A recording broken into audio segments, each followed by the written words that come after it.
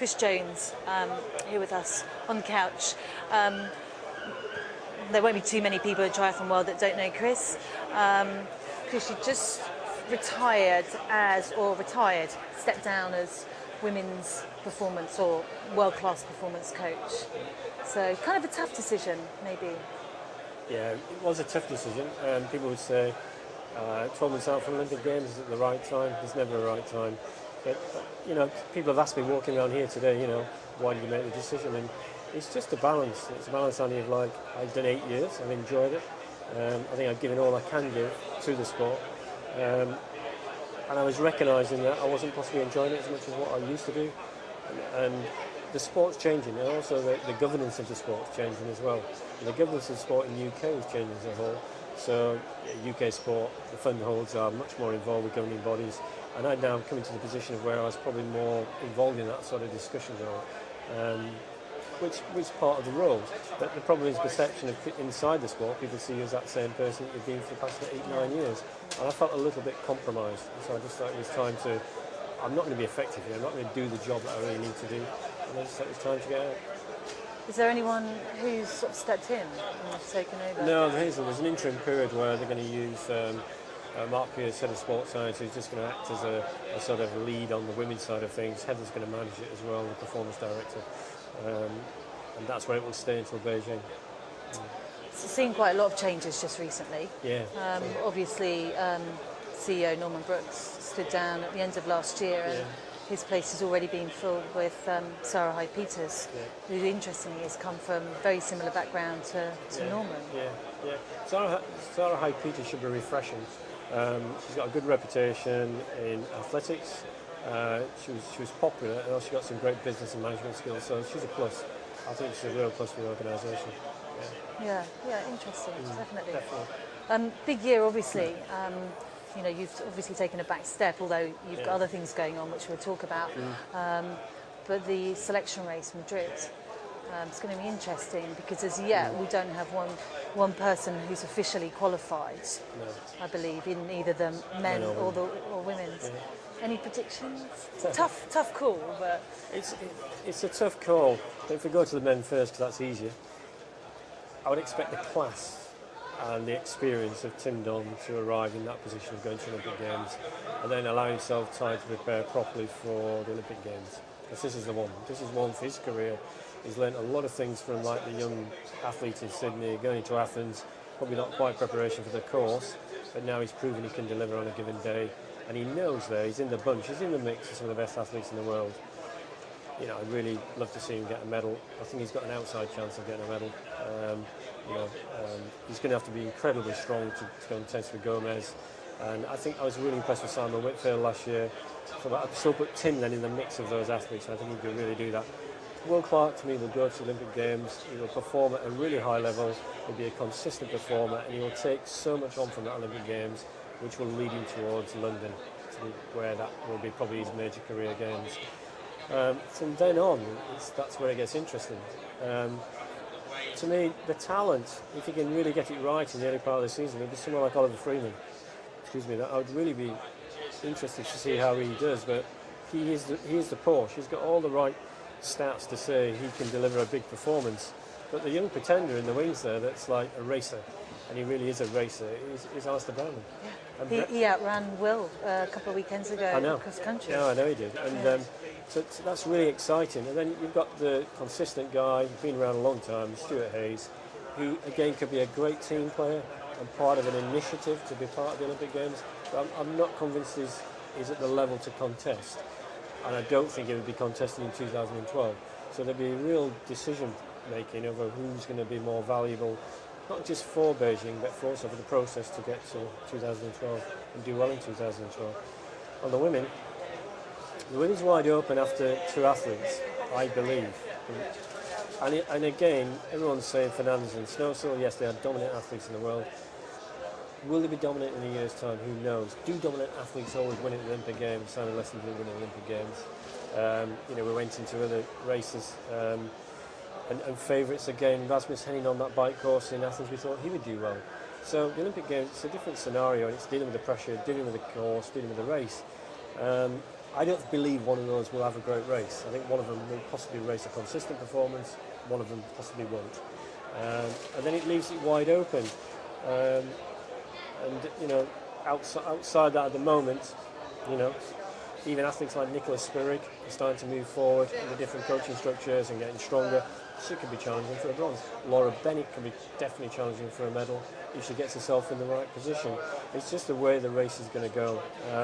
As far as the British girls are going at the moment, in the selection race, it's going to be tough. It's great to see Helen Tucker now coming back in some form and coming into shape. As a young pretender for 2012, I really hope she gets there, because she really needs that experience to deal with 2012. The pressure in London is going to be phenomenal.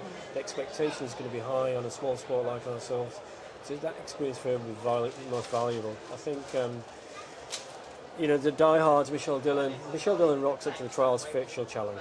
And it'll be very, very hard for some of the athletes to keep her out. Because if she comes in strong bike shape like she normally does at that time of year, when she gets close enough, she could challenge. The danger then is that she will make the Olympic Games, and she could be a minute 45 down coming out of the swim. Yeah. And then you've got a problem. How do you get into a position to actually make a challenge for the real, again, for the Olympic medal? Andrew Whitcomb, again, an athlete at the back end of her career, last chance. If she got there, she could challenge by a run, but she's a little bit inconsistent sometimes in the swim and the bike side of things, and might not commit to enough, you know, training to actually be able to change that, you know, the biking, shall we say. But, you know, she is the athlete that's been probably the most consistent athlete at championships. So, you know, if she did get there, again, she's an outside chance of possibly pulling into that area. Jodie Swallow? That's a good one. I've just been on a camp actually with Jodie Swallow, and, you know, to be honest, I really admire her comeback and what she's doing. And she's really in control of what she's doing. She's talking sensible about how she's planning the race program, and she's a big time performer, and she's a competitor, and she's talented. Yeah. And she, without doubt, is somebody that can take on the race from the front. She could swim with anybody in the world, and she could deal with that course in Beijing. If she gets herself in the run shape we know she can do, then she could be an outside. Yeah. And there's Liz Blatchford. Yeah, sorry, you're forgetting Liz there, because Liz has had some real bad luck. You know, she's one of the hardest trainers, as you know, and you know, you admire her tenacity, always trying to come back after upsets, and she's continually had problems. And again, it's being knocked off by a car, all these things that are out of her control. But you know, and then there's the interesting one, Holly Apple. Oh yeah. So many. We're Yeah, there are so many. We just missed them there. Holly Apple absolutely needs to go to this Olympic Games for 2012, and she's possibly the most talented youngster I've seen in the sport. Her coachability is second to none. Her athlete's intelligence is second to none.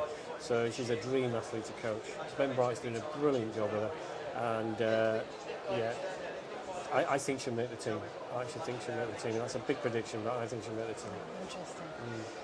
So, I mean, you've been around in the sport for how long? Well, officially in the BTA, 8 years. 8 years, and prior to that, you were very well known as, you know, the sort of guru of age group training, really, within the UK. I mean, one time you had how many athletes in your book? Yeah, well, that was a company then. I had people helping me. I had about 50 age groupers. It was fantastic time. Really enjoyed it. And then I had a group of about 8 to 10 guys, which were the next guys. We just done our Craig Ball, those guys who came up onto the performance side. Steph Forrester, and that was like a flagship, shall we say, of this 50 people. But I enjoyed it. Really enjoyed that time. Obviously, I mean that was years ago, and like we've seen like so many changes in the sport. You know, going back then wasn't an Olympic sport. There was no lottery funding. You know, we've seen it grow. But I also think, you know, the growth has had. There's been some negative things as well with, you know, and I know you have kind of a few quite strong opinions on that with lottery funding, how the money was allocated. You know, thoughts on that and how it's changed the sport, our sport. Yeah, it's a good question, and it's always when you're inside the system, you always feel it's a little bit of a delicate one how you answer that. But actually, even talking to other sports and other coaches at the moment, is that, you know, we're under this microscope from UK sport, and this investment now of actually professionalism, shall we say. But I've always seen it as this: there's an opportunity for an athlete to be resourced from a junior career to under 23, to actually be coached, supported, have all the best support in the world to become this standalone, because we always talk about standalone professional athletes. But for some reason, we seem to be getting a little bit mixed up in this part of the career in their professionalism, where they should be standing up. If we're good enough and we provide a world-class resource, then it makes sense that we come back and ask for advice at certain times.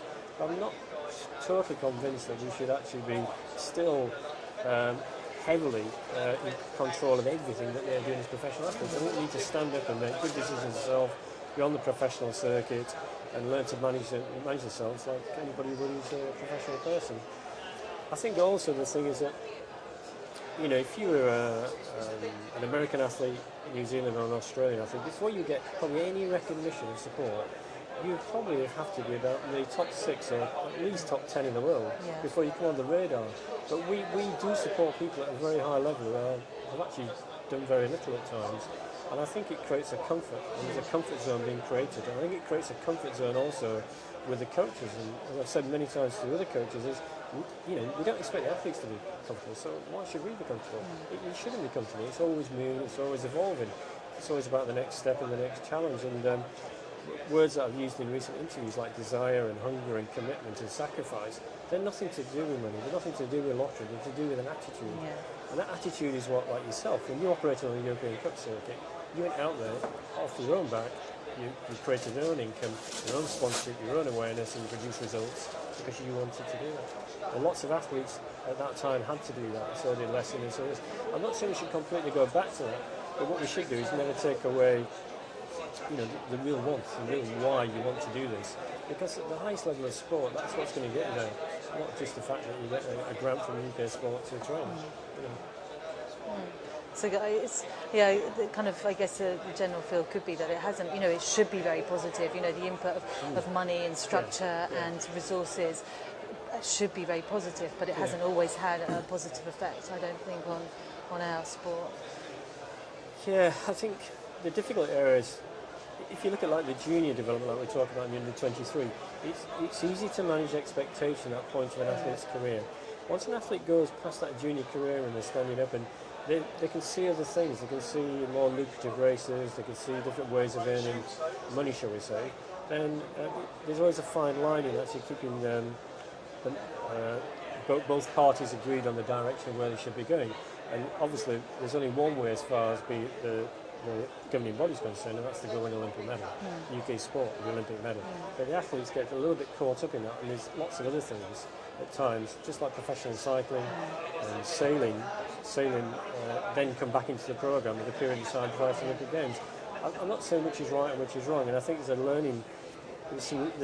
learning curve to be taken on board here from triathlon.